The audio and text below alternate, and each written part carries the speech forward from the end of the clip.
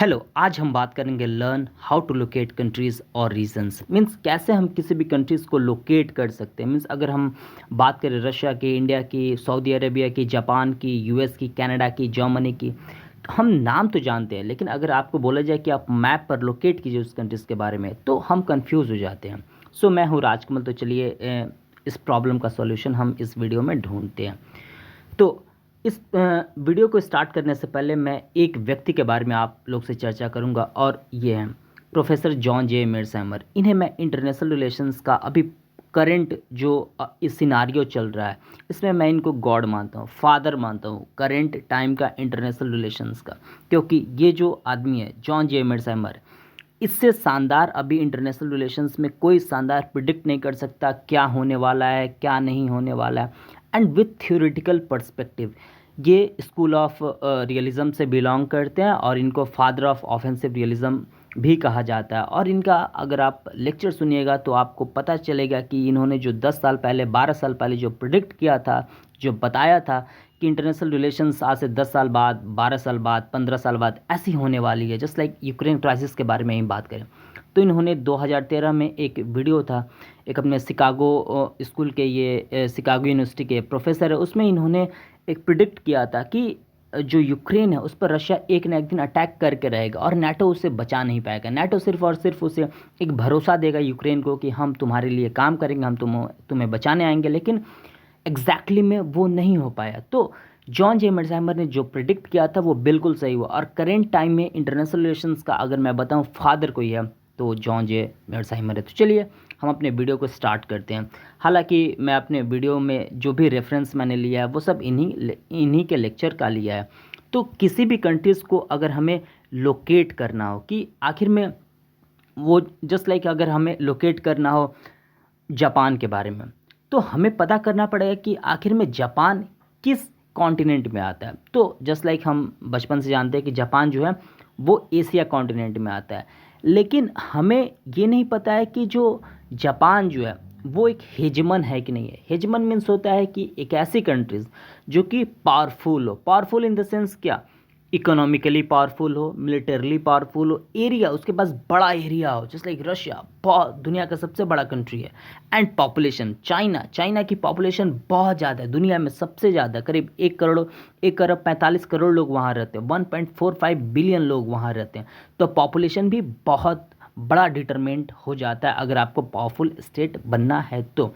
लेकिन यहाँ पर बात आता है हेजेमॉन का। तो हेजेमॉन का सबसे पहले बात अगर कोई किया था तो एंशिएंट ग्रीक में थ्यूसिडाइडस ने किया था। लेकिन अगर मैं मॉडर्न टाइम्स के बारे में बात करूँ तो मॉडर्न टाइम्स में हेजेमॉन के बारे में बात करते हैं प्रोफेसर जॉन जे मेर्साइमर। जॉन जे मेर्साइमर बोलते हैं कि अगर अगर आप समझ जाइए कि ये अगर वर्ल्ड है, ये वर्ल्ड में अगर बहुत सारा रीजन्स है इसमें, जस्ट लाइक ये हो गया एशिया रीजन, ये हो गया यूरोप, ये हो गया north America, south America, Africa, और ये पैसिफिक एरिया हो गया, मीन्स ओसेनियाई एरिया।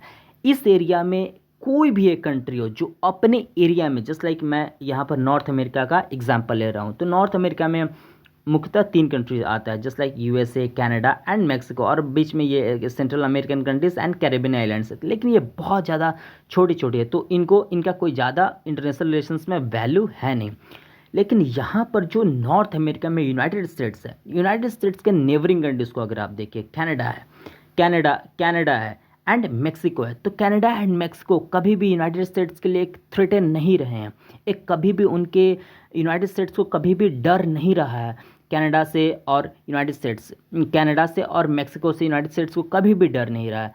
तो यहाँ पर यूनाइटेड स्टेट्स जो है वो एक सेफ फील करता है, सिक्योर अपने आप को समझता है। दैट्स वाई वो इस एरिया का हेजिमॉन हो गया। मीन्स इस एरिया में जितने भी कंट्रीज हैं वो उनके लिए थ्रेटनिंग नहीं कर रहे हैं, वो यहाँ पर सेफ फील कर रहा है, जान रहा है कि यहाँ पर जो भी पड़ोसी है उनके साथ दोस्ताना संबंध है मेरा, एकदम फ्रेंडशिप बिहेवियर है मेरा, उनको वो मदद करता है हर तरीक़ा से। और अगर कोई भी कंट्री, अगर छोटी सी भी कंट्री अगर इसके खिलाफ जाती है तो यूनाइटेड स्टेट्स उनको दबा देता है, उनको पूरी क्रश कर देता है मिलिटरीली या इकोनॉमिकली। जस्ट लाइक अगर यहाँ पर मैं बात करूँ लैटिन अमेरिका में, तो वेनेजुएला वो यूनाइटेड स्टेट्स के अगेंस्ट था, तो यूनाइटेड स्टेट्स ने क्या किया, वहाँ पर इकोनॉमिकली एम्बार्गो लगा दिया, मिलिटरली एम्बार्गो लगा दिया। तो क्या बोला कि अब कोई भी इस कंट्री को से व्यापार नहीं कर पाएगा, कोई भी इस कंट्री के साथ हथियार नहीं बेच पाएगा। तो ये कंट्री क्या हुआ गया, आइसोलेट हो गया। एट द एंड ये कंट्री बर्बाद हो गया। तो यूनाइटेड स्टेट्स अपने एरिया में एक हेजमॉन है, दैट्स वाई वो पूरी दुनिया में इंटरवीन करता है, दैट्स वाई पूरी दुनिया में जाता है और लोगों को ज्ञान देता है कि आप लोग को ऐसे होना चाहिए, आप लोग को वैसे होना चाहिए, आप लोग को सिविलाइज्ड होना चाहिए। यूरोपियंस आप मिलजुल कर रहिए, रशियंस आपको डरा रहे हैं, कोई बात नहीं है, मैं आऊँगा आपको बचाने। इधर एशिया में आते हैं, वो इंडिया को ज्ञान देते हैं, बोलते हैं नहीं चाइना आपके खिलाफ है, मैं इंडिया आपके साथ रहूँगा। फिर इधर आप देखिए पैसिफिक में ऑस्ट्रेलिया को आता है बचाने के लिए, वो बोलते हैं ऑस्ट्रेलिया आपको डरने की कोई ज़रूरत नहीं है, चाइना आपके अगेंस्ट है लेकिन मैं आपके साथ खड़ा हूँ। यहाँ पर अफ्रीका में उसका बहुत सारे बेसिस है। यहाँ पर मिडिल ईस्ट की अगर मैं बात करूँ तो मिडिल ईस्ट में भी उसका बहुत सारा मिलिट्री बेस है। यहाँ पर बोलता है कि अगर सऊदी अरेबिया अगर तुम्हें डर लग रहा है ईरान से, कोई बात नहीं, मैं तुम्हें बचाऊंगा। आखिर में ये potential United states of America कहाँ से ला पाता है? वो इसलिए ला पाता है क्योंकि वो अपने एरिया में, इस एरिया में हेजेमॉन है, इस एरिया में उसे कभी भी डर फील नहीं होता, इस एरिया में एकदम सेफ है।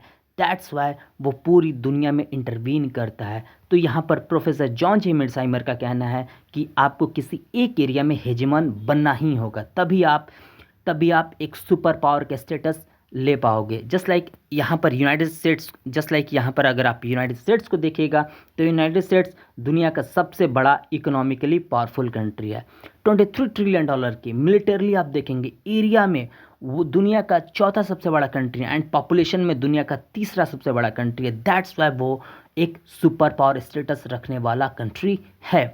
फिर अगर हम बात करें, लेकिन दुनिया में तो सुपर पावर एक ही है, लेकिन यहाँ पर रीजनल सुपर पावर के बारे में बात करें, रीजनल सुपर पावर मीन्स वैसे सुपर पावर होते हैं जो एक कॉन्टिनेंट में बहुत ही ज़्यादा डोमिनेंस रखता है। तो वो आता है, जस्ट लाइक मैं आपको ये फ्लैग दिखाता हूँ, तो इस फ्लैग को देखकर ही आप क्या समझेंगे?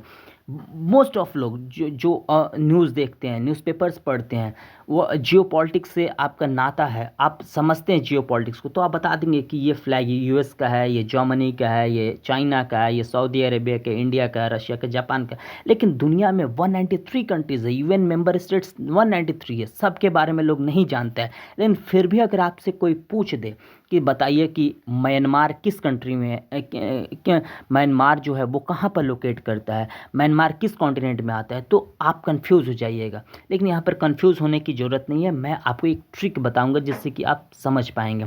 जस्ट लाइक ये मैप है एशिया का, ये पूरे एशिया का मैप है, और मैंने जैसा कि आपको बताया कि म्यांमार गए, तो मुझे पता है कि म्यांमार ये है, लेकिन आपको ये नहीं पता है कि एग्जैक्टली म्यांमार के। तो आपको एक किसी भी कॉन्टिनेंट का एक हेजेमॉन के बारे में पता होना चाहिए। हेजेमॉन जो होता है, मैंने बताया कि वो इकोनॉमिकली बहुत ही आगे होता है, मिलिटरली होता है, एरिया में बड़ा होता है एंड पॉपुलेशन ज़्यादा होता है। तो एशिया में बोल सकते हैं कि दो कंट्री से जो मोस्ट डोमिनेंट है, हालांकि हेजेमॉन कोई भी नहीं है क्योंकि यहाँ पर बहुत सारी कंट्रीज़ हैं, हालांकि 47 कंट्रीज़ है एशिया में। तो यहाँ पर चाइना है और इंडिया है, और इंडिया का पड़ोसी देश है म्यांमार। इसी से हम पता लगा सकते हैं कि म्यांमार जो है वो किसको, अगर कोई भी आदमी किसी भी कंट्रीज़ के बारे में बोल रहा हो तो सबसे पहले उसके रीज़न के बारे में पता कीजिए। तो म्यांमार जो है वो एशिया में आता है, और अगर आपको पता चल जाए कि ये जिस रीजन में आता है तो उस रीजन के हेजमॉन के बारे में आप पता कीजिए।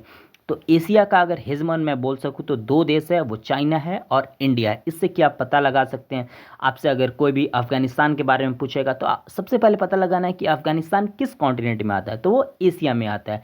अब एशिया में आता है, एशिया का हेजमॉन कौन है? तो चाइना है और इंडिया है। तो इससे आप पता लगा सकेंगे अच्छा इसी के एरिया ऑफ इन्फ्लुएंस में रहता है, या तो चाइना के एरिया ऑफ इन्फ्लुएंस में रहता होगा या इंडिया के एरिया ऑफ इन्फ्लुएंस में रहता होगा। मीन्स ये चाइना या इंडिया के पेरिफेरी में ही ये रहता है। ये जो भी कंट्री है, चाहे ईरान हो, चाहे टर्कमेनिस्तान हो, कजाकिस्तान हो, यमन हो, ओमान हो, सऊदी अरेबिया, यूएई, कोई भी हो, ये इन्हीं के पेरिफेरी में रहता है। वैसे ही अगर मैं यूरोप के बारे में बात करूं तो यूरोप में भी अगर 48 कंट्रीज है, यूरोप में मैं बात करूं कि सर्बिया का है तो आप कंफ्यूज जाएंगे। लेकिन अगर मैं बात करूं फ्रांस के बारे में तो आप फ्रांस के बारे में बता देंगे, क्योंकि यहाँ पर इफिल टावर सब कोई जानते हैं। इफिल टावर एक 7 वंडर्स ऑफ द वर्ल्ड में से एक है, वन ऑफ द 7 वंडर्स है। तो यहाँ पर वो क्या है, फ्रांस जो है वो यूरोप का एक मोस्ट डोमिनेंट कंट्री है, हालांकि हेजमन कोई नहीं है। यहाँ पर जर्मनी भी है, बहुत इंपॉर्टेंट कंट्री, इकोनॉमिकली बहुत सुपीरियर है। इंग्लैंड है। तो यहाँ पर फिर से रशिया है, वो भी बहुत, वो एक तरीक़ा से ईस्टर्न यूरोप में हेजमन है। तो जितने भी ये ईस्टर्न यूरोप की कंट्रीज है वो सब उसके एरिया ऑफ इन्फ्लुएंस में रहते हैं। जस्ट उसी तरीक़ा से अगर मैं बात करूँ नॉर्थ अमेरिका के बारे में, तो यहाँ पर यूएसए हो गया। फिर से अगर लैटिन अमेरिका या साउथ अमेरिका के बारे में बात करूँ तो ब्राज़ील हो गया, जो इस एरिया में बहुत ज़्यादा डोमिनेंस रखता है। फिर से अगर मैं अफ्रीका के बारे में बात करूँ तो अफ्रीका में हालांकि कोई नहीं है, लेकिन फिर भी अगर इकोनॉमिकली बात करूँ तो नाइजीरिया है, साउथ अफ्रीका है, फिर से अल्जीरिया है, इजिप्ट भी है। उसके बाद मैं बात करूँ ओशनियाई में, पैसिफिक आइलैंड्स में, तो उसमें ऑस्ट्रेलिया आ गई, क्योंकि ऑस्ट्रेलिया दुनिया का जो है वो छठा सबसे बड़ा कंट्री है। और यहाँ पर उसके जितने भी पड़ोसी देश हैं वो बहुत ही छोटे छोटे हैं, इसलिए वो उनकी उतनी हैसियत नहीं है कि वो बड़े जो हेजमन पावर्स हैं उनको वो टक्कर दे सके, इसीलिए वो ऑस्ट्रेलिया के एरिया ऑफ इन्फ्लुएंस में होते हैं। So thanks. आपको ये मेरा वीडियो कैसा लगा आप मुझे कमेंट करके बता सकते हैं। आप इस वीडियो को शेयर कीजिए, सब्सक्राइब कीजिए, और ये जो टॉपिक है उसको मैं और भी ज़्यादा इस पर जोर देकर और नेक्स्ट वीडियो में आपको समझाऊंगा कि कैसे आप लोकेट कर सकते हैं, पिन पॉइंट कर सकते हैं और याद भी कर सकते हैं। हालांकि मुझे याद है तो मैं आपको भी हेल्प करूंगा कैसे याद किया जाता है। So thanks.